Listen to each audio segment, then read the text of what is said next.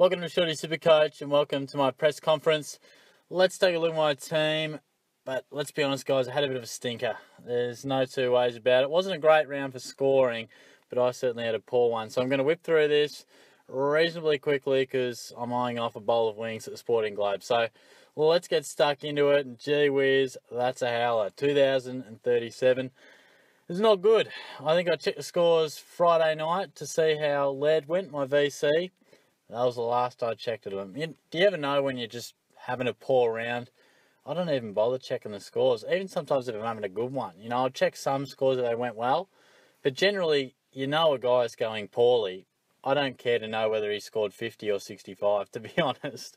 If he's going crap, then I don't want to know about it. But, you generally know what they score, to be fair. So that was my score. That was my rank. I wouldn't be listening to much that I've had to say because these last couple of weeks have been shocking. But there was my team. And yeah, there's nothing awful about it except for a couple of guys in the forward line. I had Kelly out, so that hurt. Obviously, Banfield's on the field, but Holman hurt. In terms of the back line, VC loophole for Laird, that was fine. Otherwise it would have gone Martin. They both scored well, so it's a much of a muchness there. Savage has been really good.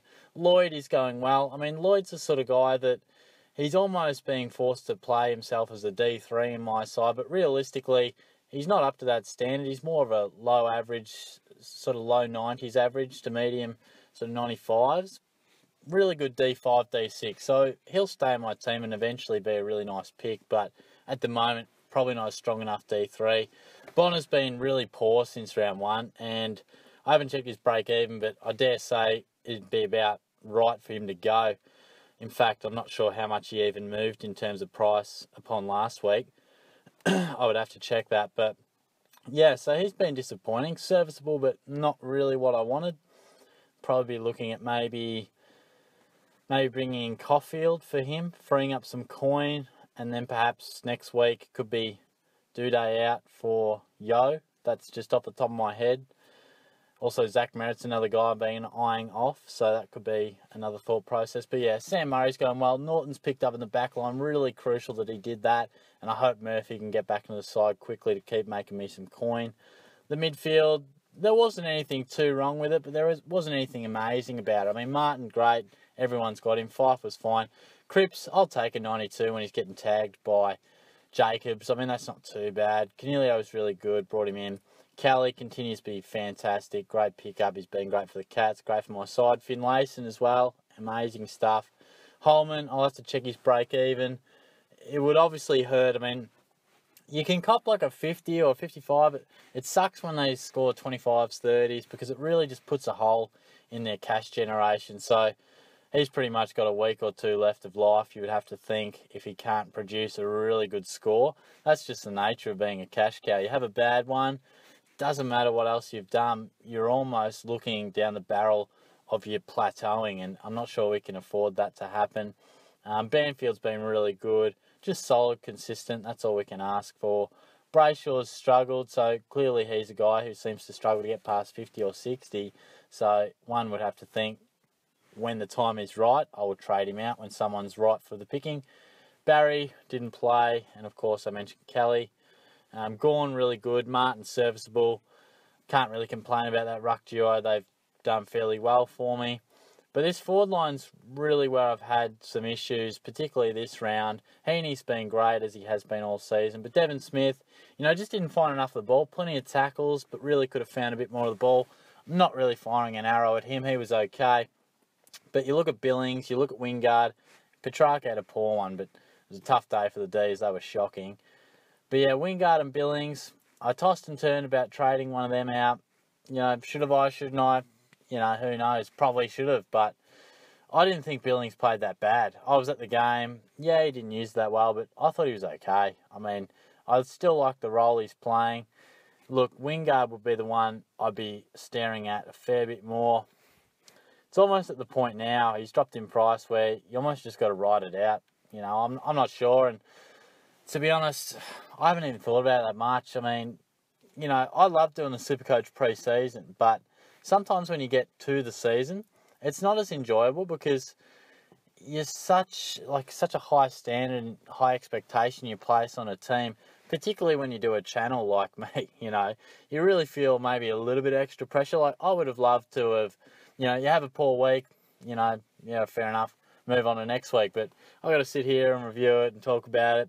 This is the first time I looked at it 10 minutes ago. I had not seen what I scored, didn't know where I was ranked. So it really doesn't play on my mind too much, the scores over the weekend, because I try to not heavily focus on them, because when I was younger, you found yourself just checking them every quarter and just does your head in sometimes. So now I check them once, twice, 3 times. You still get a bit annoyed if a guy's not going well.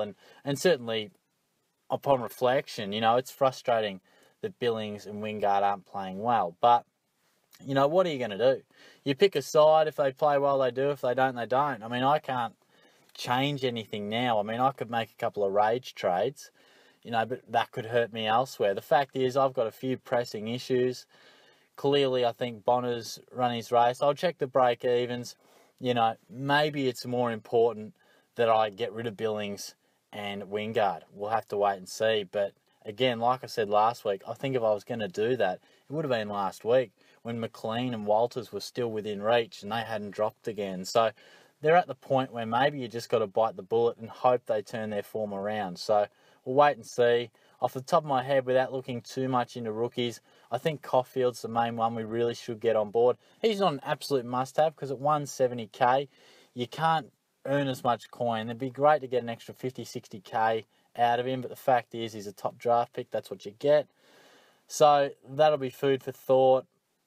Potentially I could go Bonner to Caulfield and maybe I just bite the bullet with Wingard, and he would be the one. I've got faith in Billings. St Kilda are playing terrible football. They're out of sorts.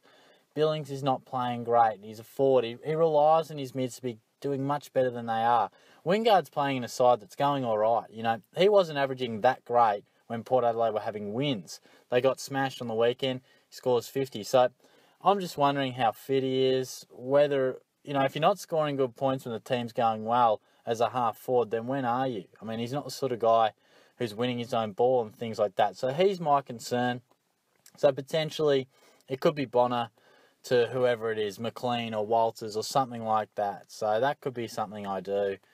It's a bit correctional, but look, we'll wait and see how I figure over the weekend, or over the week, I should say. But yeah, disappointing with Venables as well. Starts to play well, best score. He was on his way to his best score and then gets injured. So that's how the cookie crumbles sometimes. But yeah, overall, pretty crap, to be honest. Didn't really pan out how I would have liked. But yeah, sometimes you just got to, when you get to this stage of the season, prices start to move. Sometimes you just got to bite the bullet a little bit and hope guys turn around. I'll see how I'm feeling in terms of trades. I'll definitely make another 2. So let me know how you went. Let me know any questions you want answered. Not sure I'll get around to answering all of them. I've got an extremely busy week later on. So I'll do my best to answer a few and some of the more pressing issues. But we'll wait and see. So thanks for tuning in. I'll catch you soon.